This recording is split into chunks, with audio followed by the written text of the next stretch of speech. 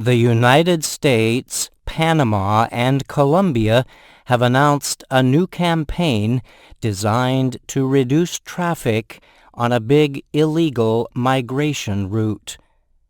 The effort is to center on an area known as the Darien Gap, a jungle area in Colombia and Panama. Representatives from the three countries announced plans for the 2-month campaign after high-level talks. U.S. Homeland Security Secretary Alejandro Mayorkas recently met with the foreign ministers of Panama and Colombia in Panama to discuss the issue. The representatives released a joint statement. They said their campaign aims to end the illegal movement of people and goods through the area. The effort is also meant to open additional pathways for people to lawfully migrate.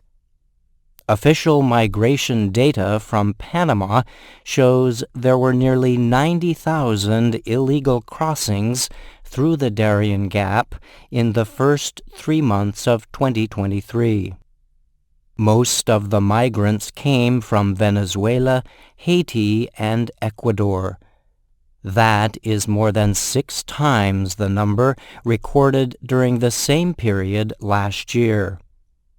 Officials from the three countries also promised to carry out a plan to reduce poverty. They said they would create jobs in border communities. A high-level official in the administration of U.S. President Joe Biden recently told the Associated Press that U.S. forces will assist Colombian and Panamanian efforts. They will help stop smugglers operating in the Darien Gap. Last year, a record number of migrants used the Darien route. The number reached nearly 250,000. Venezuelans represented much of the increase. That group made up about 60% of the migrants crossing the area last year. In October, the Biden administration decided to use a pandemic-related rule found in the part of U.S. law called Title 42 to prevent Venezuelans from requesting asylum at the U.S. border. Instead, the U.S. government said it would accept up to 24,000 Venezuelans at U.S. airports who had already sought and been pre-approved through an online government program. Earlier this year, that program began including Nicaraguans, Haitians, and Cubans. But the Title 42 rule is set to end next month. So the U.S. wants to block illegal migration at the Darien Gap. The Darien Gap is among the most dangerous parts of the long path to reach the U.S. border from South America. Migrants and international human rights groups have denounced sexual attacks, robberies, and killings in the jungle area. In addition, there are natural dangers, including poisonous snakes and fast-running rivers. The Panamanian government and non-governmental groups transport migrants across Panama to near its border with Costa Rica by bus. From there, the migrants continue their trip northward. Tunnels are long passageways that help us get from one point to another. We drive through tunnels. Subways and trains travel through tunnels. We can walk through tunnels and be protected from bad weather.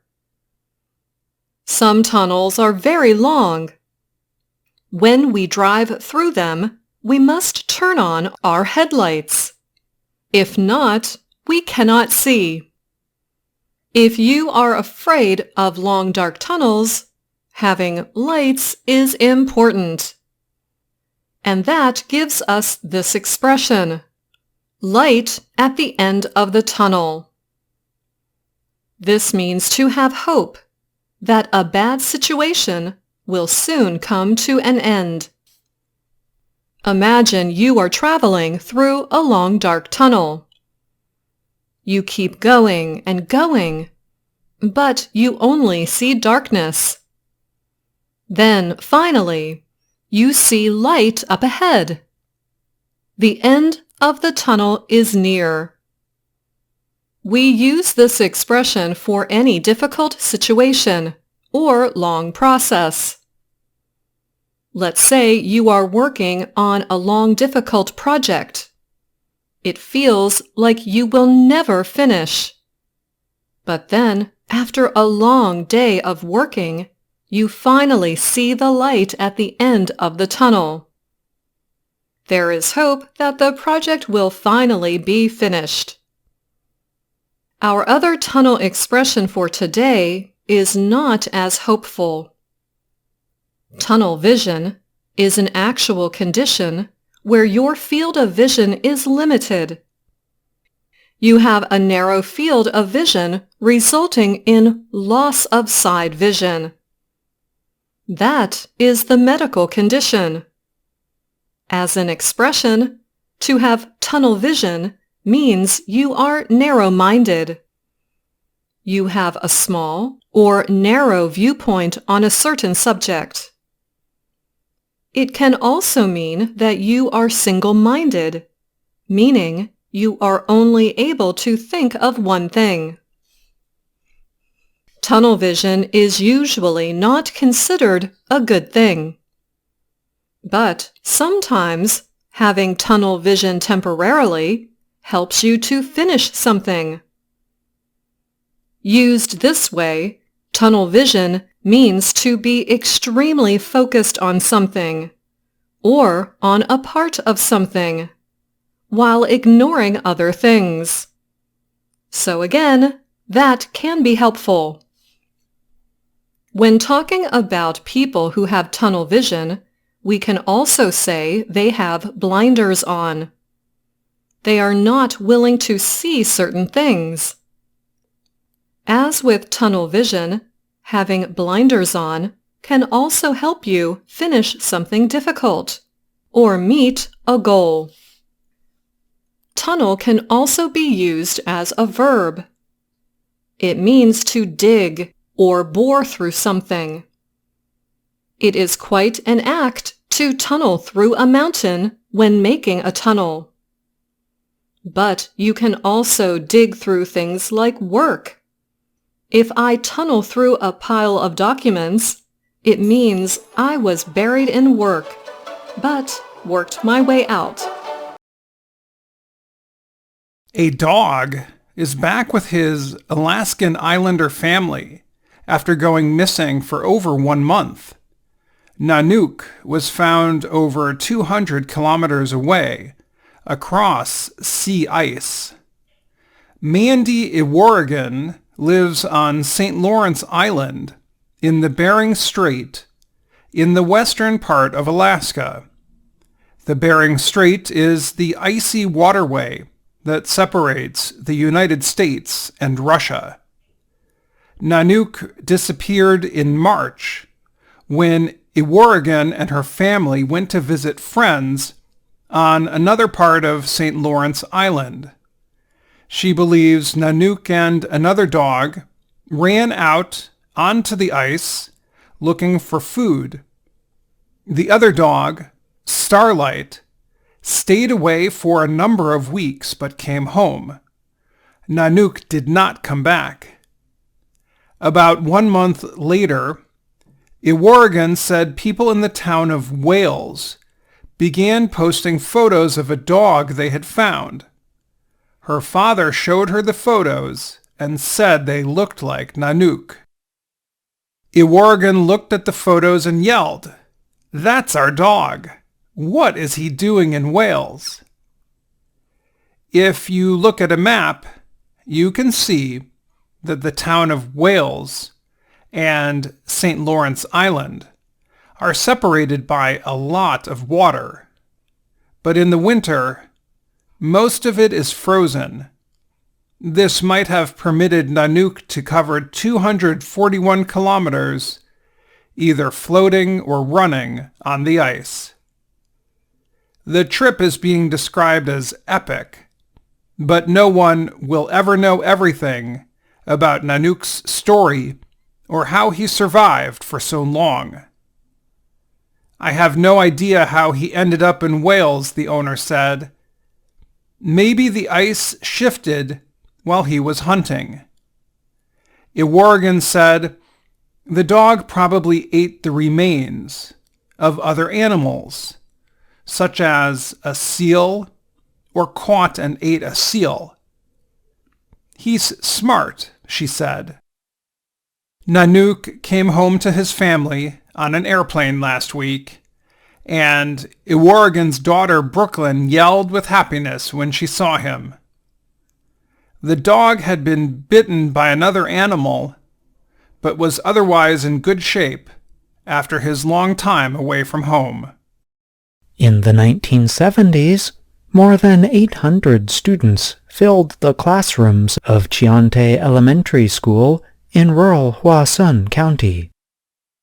The school is set among a group of small villages and rice farms in southwestern South Korea.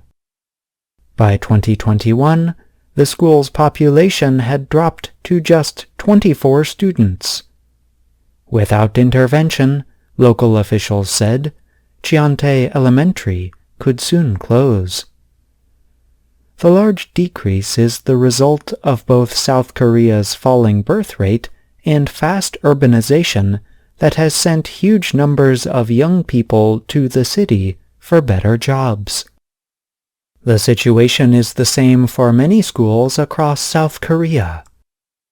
Since 1982, more than 3,800 schools nationwide have shut down because of a lack of students. Most of the closures have happened in rural areas. In Dojang, a small village about a 5-minute drive from Cheontae Elementary, locals understand that their community is on the edge of extinction. People in their 60s and 70s are considered young here, said 82-year-old Moon Gyong-ga. There is not a single child in this village. Everyone with kids leaves for the city, Moon added. If the community loses its school, there would be almost no hope of bringing in young families. That is why Cheontae Elementary recently began taking part in a program that brings students from the capital city of Seoul to study in the countryside. Under the program, which started in March 2021, Seoul children study for at least 6 months in schools throughout the southwestern part of the country. The mostly rural area has been hit especially hard by South Korea's population crisis. The exchange program is paid for by both Seoul and local government groups. So far, Cheontae Elementary has seen hopeful results. Since it began accepting Seoul students last spring, attendance has doubled to over 50. Along with saving the school, the increased attendance has brought practical benefits for local students.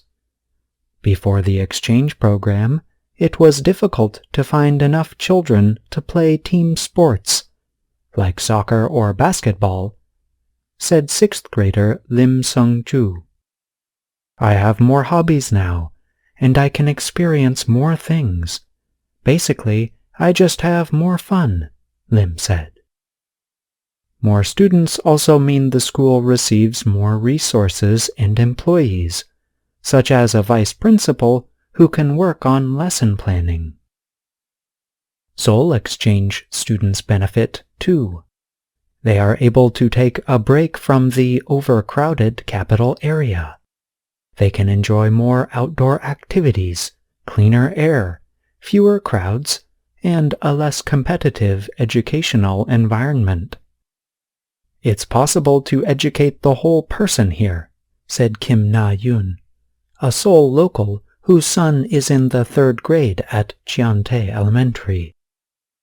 The exchange students also report feeling less stress away from Seoul, said Hwasun County School Chief Lee Hyung-hui.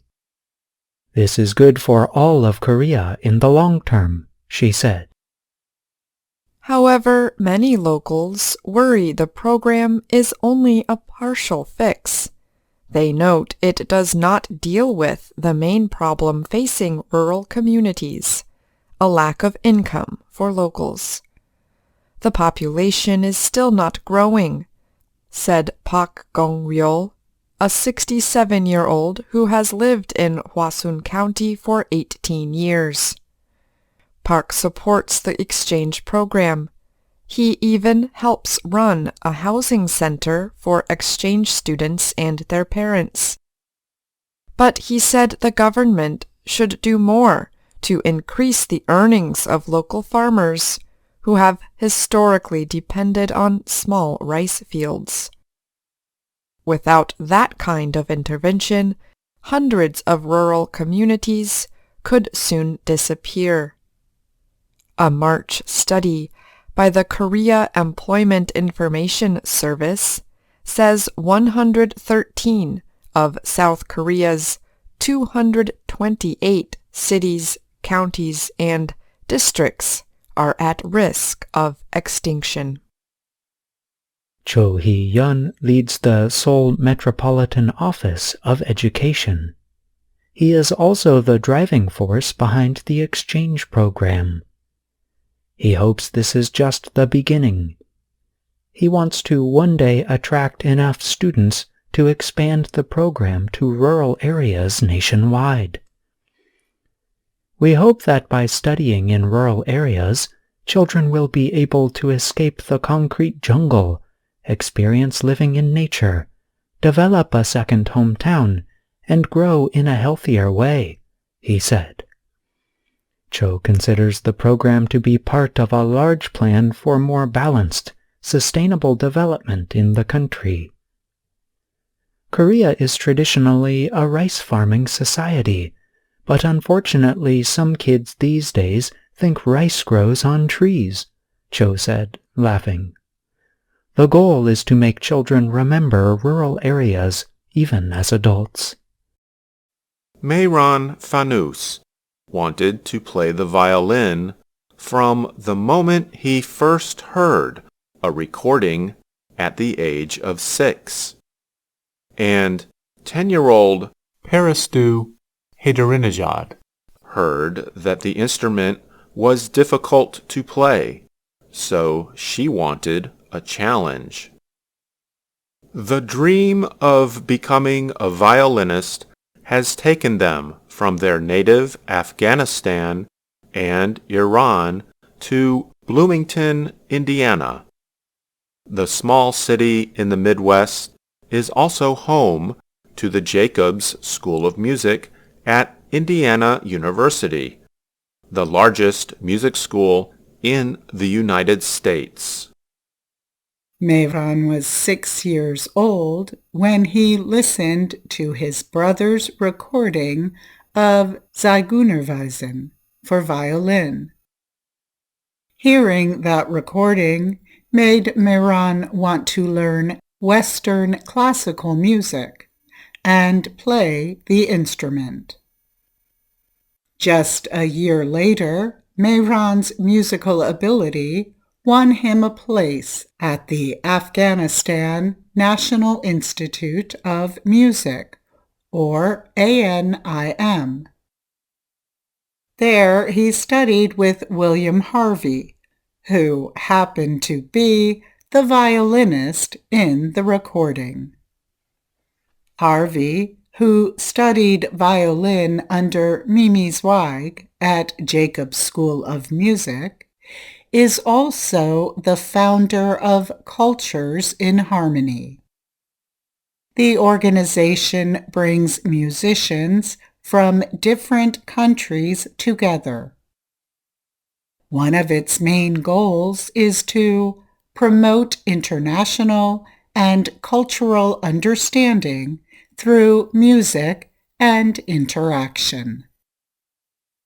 Even before the Taliban took control of Afghanistan's government in August of 2021, Mehran's family knew they must leave for him to follow his dream. The Taliban does not permit playing or listening to music. With help from the UN refugee agency UNHCR, Mehran and his mother left Afghanistan for India, where he continued online learning with Harvey. Meanwhile, his father, who sings traditional Afghan music, left Afghanistan for the U.S. in August 2021. And his brother Elham was studying piano at the Manhattan School of Music in New York City. Mehran arrived in the U.S. in December 2021 after his acceptance at Jacobs, with help from Harvey and Zweig. Mehran told VOA about the experience. Somehow I just felt when I came to United States, like I was really happy. Like when I was in the classroom, I was enjoying my every moment. When I sit in the classroom, I really feel happy. Mehran said he practices violin about 5 or 6 hours a day, 3 hours in the morning between classes and another 3 hours at night.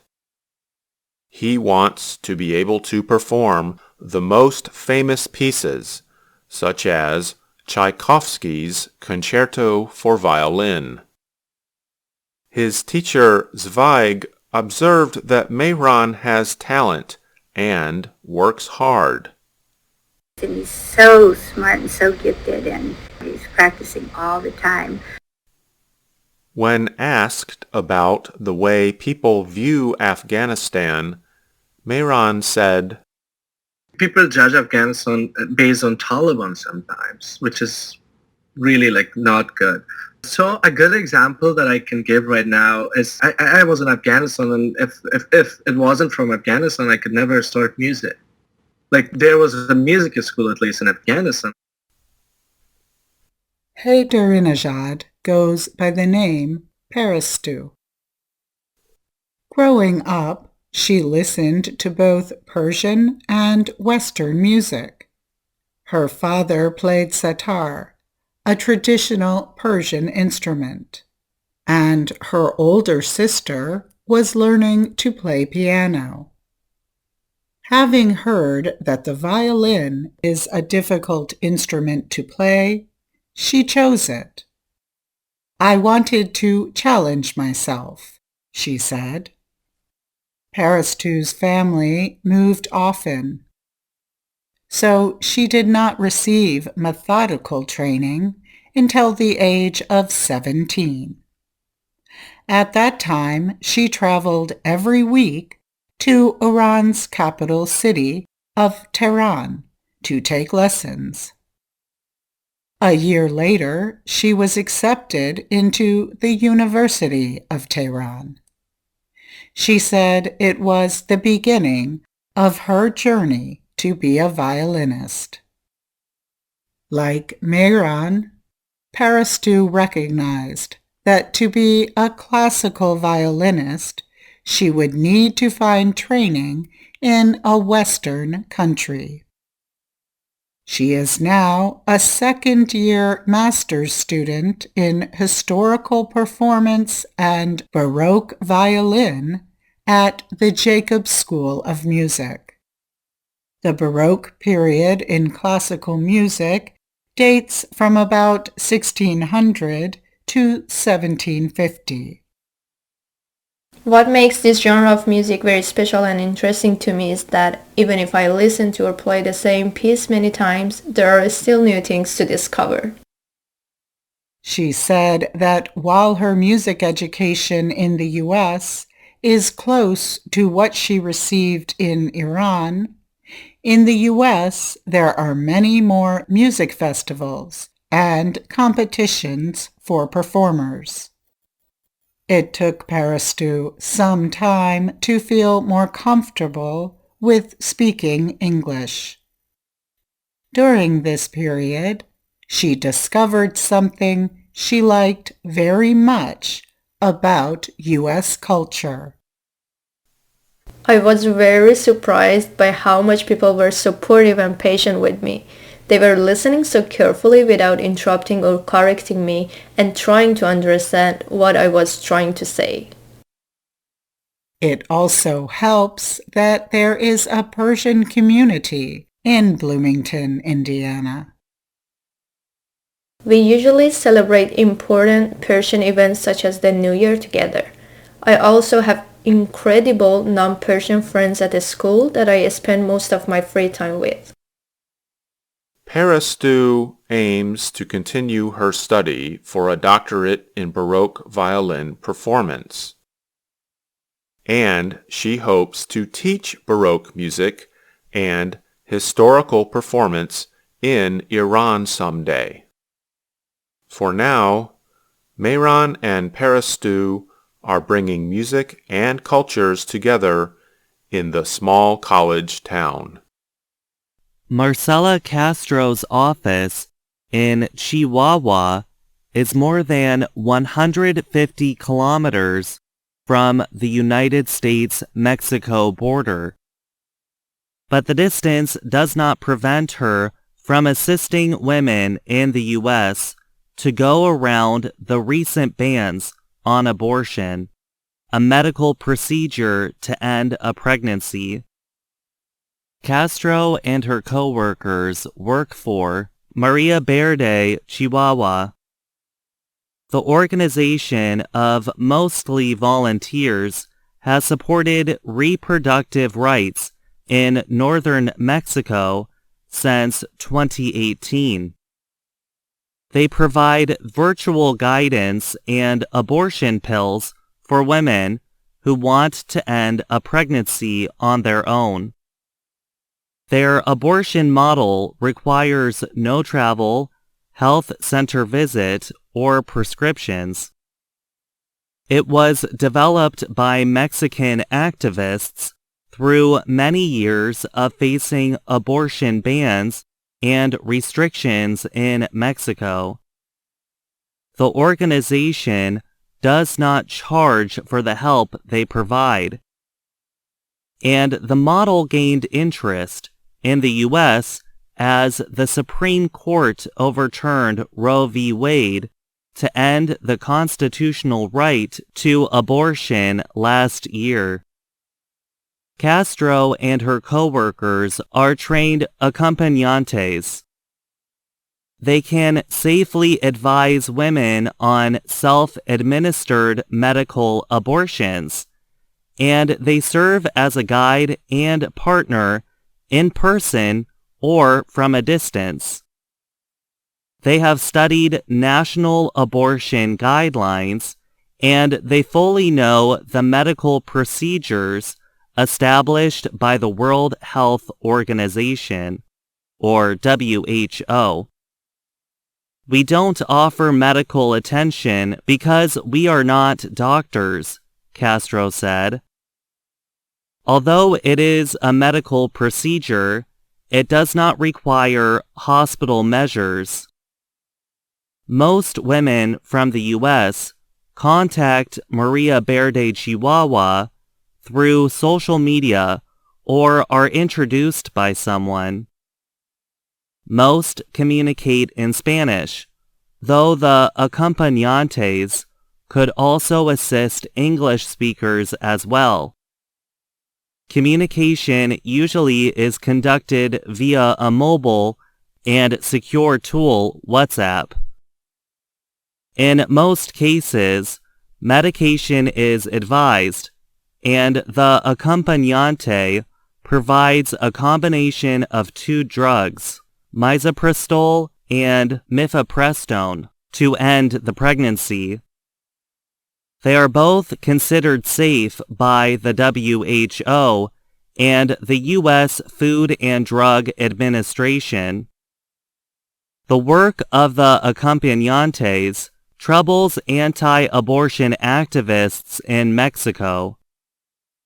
One of them, Jael Torres, of a national group called Pasos por la Vida, suggested there were health risks because abortion pills were given by non-medical workers. However, the WHO's guidelines show self-administered abortion as a safe option. John Segal is president of Right to Life in the U.S. state of Texas. The organization is pushing for new legislation to punish those breaking Texas law by helping people receive abortions.